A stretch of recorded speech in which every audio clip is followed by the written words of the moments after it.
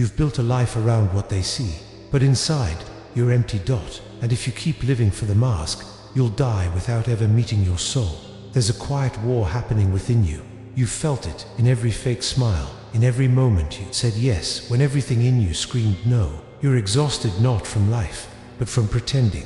You weren't born to perform, you were born to be free, but freedom requires a death, not the death of your body, the death of your ego, the part of you that needs approval, that fears rejection, that chases attention just to feel alive. You think it's confidence, but it's desperation in disguise, and the truth is brutal until you let the ego die.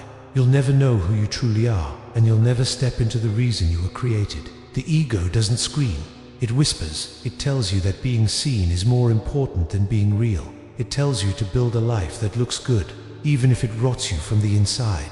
It's the voice that says don't change, because safety lives in repetition. But safety is a prison when it comes from fear, and repetition without awareness is slow death. You were not made for hollow routines. You were made for fire, for hunger, for a truth so deep it costs you everything false. But the ego won't leave quietly.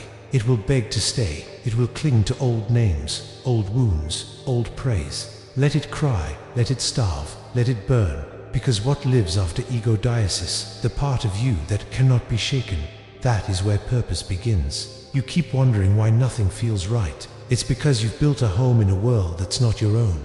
You've tried to fit into spaces that reward masks and punish truth. And every time you deny your soul to be accepted, you lose a piece of your voice. They told you purpose was a title, a brand, a spotlight.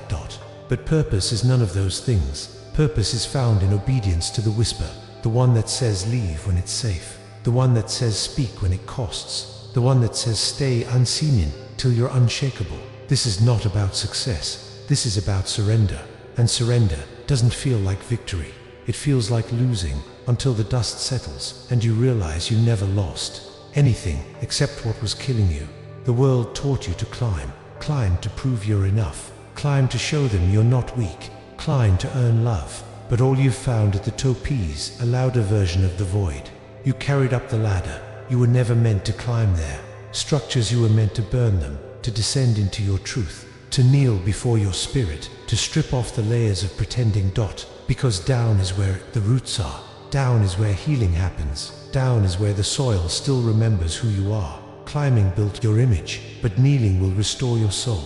There's a reason you feel restless. It's not anxiety, it's a signal, something inside.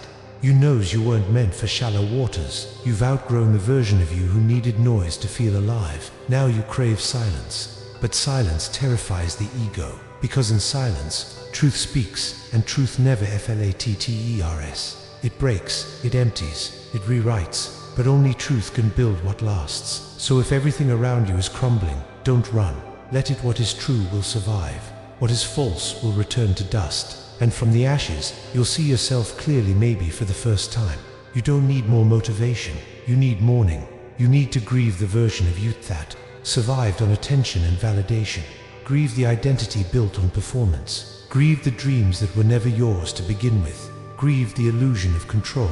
Because ego clings to what should be, but purpose lives in what is. This moment, this silence, this breath. When you stop running from now, you'll feel the presence that's been waiting for you. It doesn't come in chaos. It doesn't compete with noise. It arrives when you're empty, enough to receive. You've spent your life filling voids. Now, it's time to let one speak. You will not find your purpose in applause. You will not find it in the places that celebrate your mask. You will only find it where you are stripped bare, where there is no stage. No crowd. Just silence, sweat, and surrender.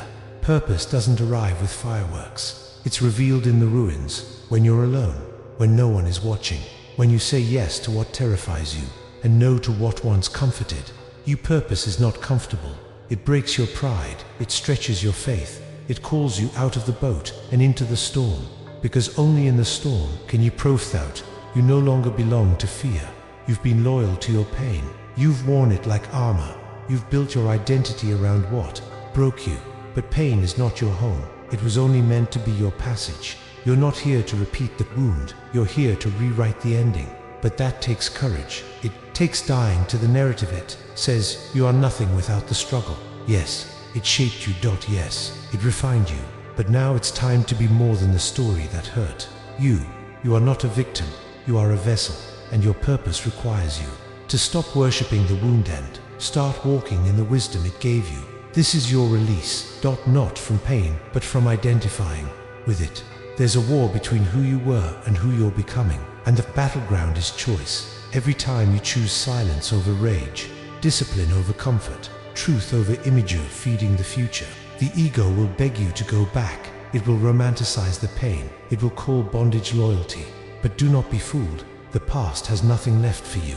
If it did, you wouldn't feel the ache to rise. You're not confused. You're just afraid of becoming someone your past won't recognize. Become anyway. Let them go. Let it burn. Let your future speak louder than your fear, because you were never called to fit in. You were called to shift everything.